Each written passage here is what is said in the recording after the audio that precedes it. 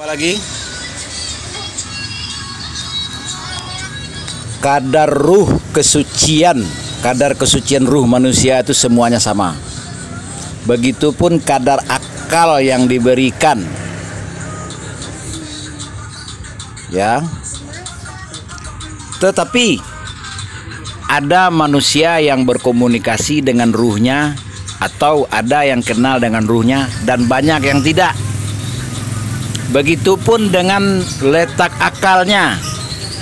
Logika ilmiah, seseorang jika tidak tahu letak suatu barang, jika barang itu bernama akal, dia tidak akan pernah mempergunakan akal, dan dia menjalani hidup hanya sesuai dengan nafsu. 5 nafsu mulia, 15 nafsu tertular, dan 6 nafsu binatang.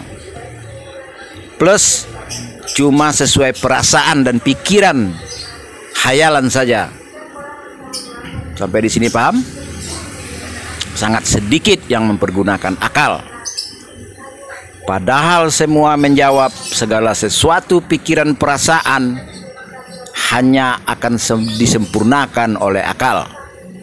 Ya, ada yang mempergunakan akal, ada yang kadarnya cuma seukuran gelas, ada yang cuma seukuran piring. Ada yang mempergunakan akal seukuran seisi rumah, ada yang mempergunakan akal seukuran RT, dan seterusnya.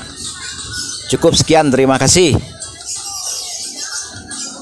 Jadi wajar Allah menimpakan musibah. Jaminannya ada di surat 10 ayat 100 bagi orang yang tidak mempergunakan akal. Dan bagi Anda para mubalik, silahkan baca surat Al-Waqiah surat 56 ayat 79. Kalian lancang menceramai mengkhutbahi ayat, kalian belum menyentuh ayat suci Al-Quran. Sampai di sini jelas?